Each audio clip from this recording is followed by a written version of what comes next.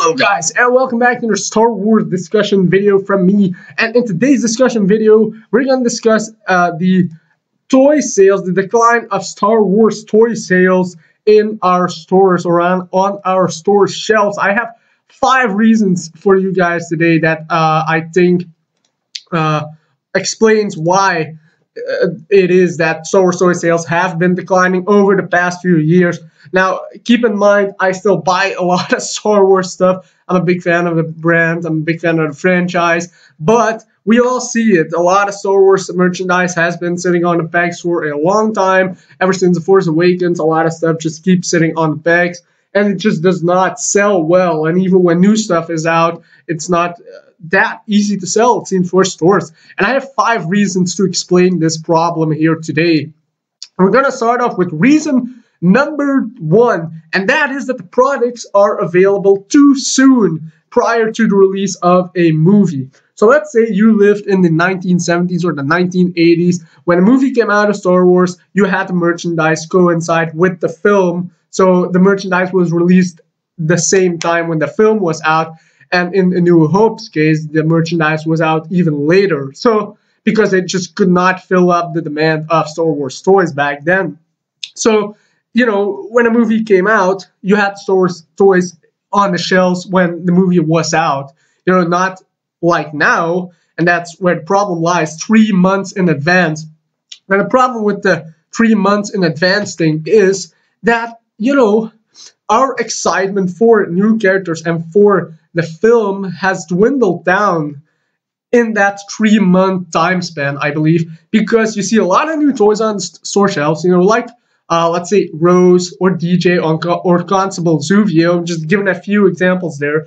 But we have not seen the movie yet, so we don't know these characters. So a lot of people won't buy this stuff because, you know, you just don't know the characters. You don't know how good or bad they will be in the film.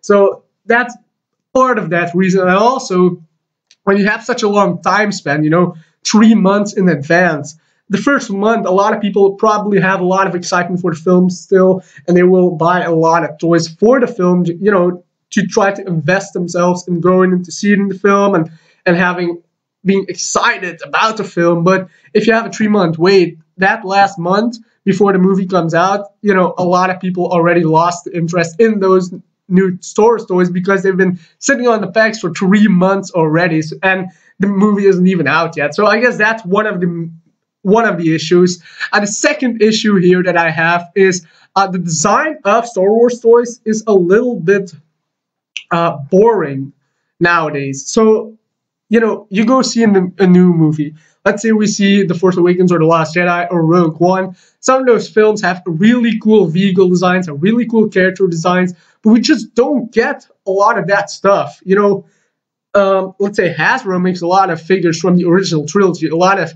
side characters that we only see a couple of seconds in the movie, and that's what people really like. It's just like those smaller, cool-looking characters that you just see for maybe a few seconds, but those are side characters that people like, and people like to read the stories behind those characters.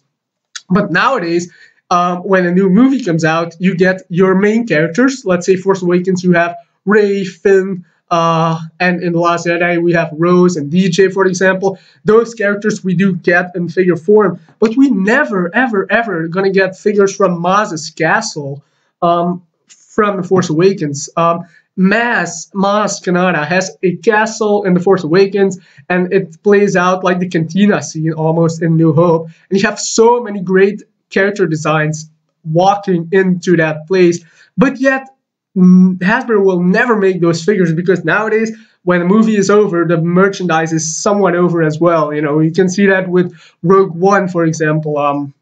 Rogue One was in theaters, a big marketing push, big merchandise push. We got a lot of Rogue One merchandise, but once the movie hit on home video, so to say, we already moved on to the next big thing, and that's the next movie. So also, I guess that's also a problem, that a lot of the stuff that just follows up too quickly. You know, you have Rogue One, and then a year later we have The Last Jedi, and now only 6 months later we have Solo, a Star Wars story. So there's no time to breathe as well to you know, try to get ourselves immersed into the world of that particular movie and those character designs and those vehicle designs.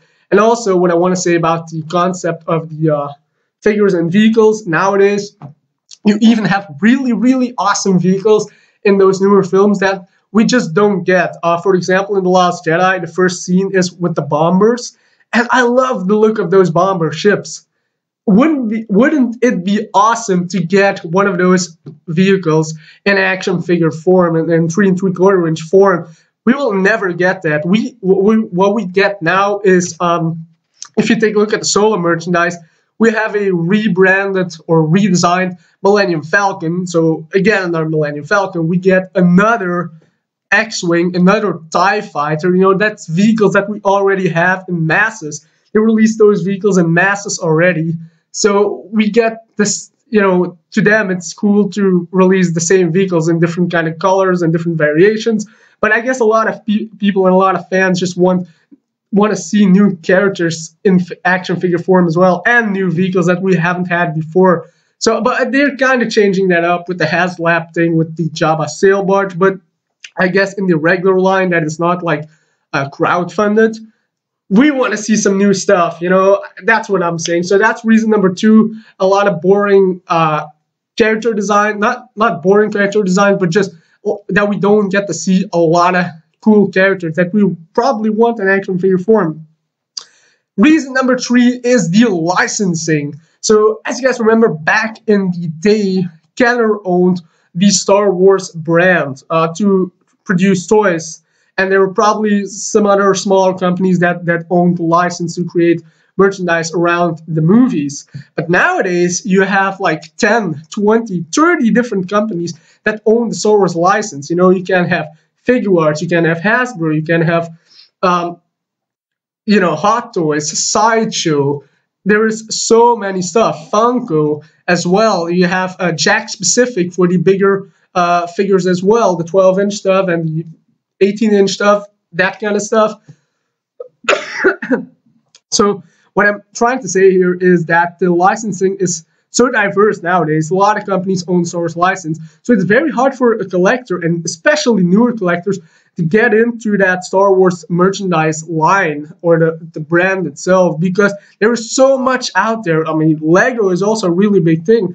Where do you even start if you're a newcomer to the collecting world? And especially if you really love Star Wars, there is so much stuff out there. Where do you even begin? It is crazy. There is so much stuff out there. And I guess that's kind of also a reason why the toy sales have been declining. I mean, a lot of people are maybe scared. So what I'm going to buy here, I'm going to buy the higher end stuff like Hot Toys or Sideshow.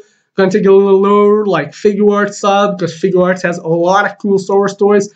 But then you have a lot of Hasbro, but even Hasbro is a little bit menacing, I would say, because you do have over 2,500 figures released over the course of all these years. So it is a little bit daunting, a little bit scary to get into that Star Wars license, into the Star Wars collecting world. You do have Hasbro is making Mighty Mugs and Funko is making Funko Pops. Those are very similar products, I would say. So what are you going to collect? It's a very hard decision. So because of the fact that the licensing is so diverse, I would say that's a problem for the toy sales, because people just don't know anymore what to collect these days. There's just way too much stuff. A lot of stuff. My fourth reason here that I have for the decline of Star Wars toy sales is that Star Wars nowadays is everywhere, and it's always around us. So we're like dumped into a vat of Star Wars merchandise. So kind of goes on with my previous point. Star Wars merchandise is on the shelf all the time. There's always new products coming out, and that has been the case ever since 1999. But before that, there was a time between 1985 and 1995, so about 10 years, that there was no merchandise out there. I mean, there were Fantasy Flight books and Expanded Universe novels and stuff like that. But figure-wise, toy stuff, there was nothing out there, almost nothing.